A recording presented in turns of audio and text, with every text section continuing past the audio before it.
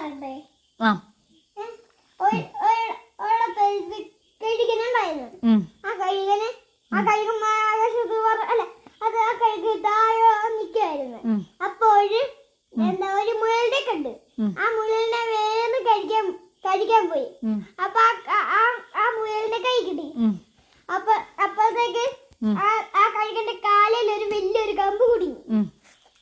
അപ്പൊ അത് കളയാൻ നോക്കിയപ്പോ പറ്റിയില്ല. എന്നിട്ട് ഇല്ലേ പുറകെ കൂടെ ഒരു വലിയ വണ്ടി വന്നു. ആ കഴുകനെ ഇടിക്കാൻ പോയത്. ആ കഴുകൻ വേഗം പറഞ്ഞു. അപ്പോഴത്തേക്ക് ഒരു പഴുന്ത് വന്ന്, അല്ല പഴുന്ത് പോട്ടെ, പാമ്പ് വന്ന്. എന്നിട്ട് അതിനെ കൊത്താൻ നോക്കി ആ കഴുകനെ. എന്നിട്ട് ഒറ്റ ഒരു അടി അതിന്റെ കഴുത്ത് അതിനെ കൊത്തി. എന്നിട്ട് അതിനെ കൊന്ന്. അപ്പോഴത്തേക്ക് ഒരു പട്ടിക്കുട്ടി വന്നു. എന്നിട്ട്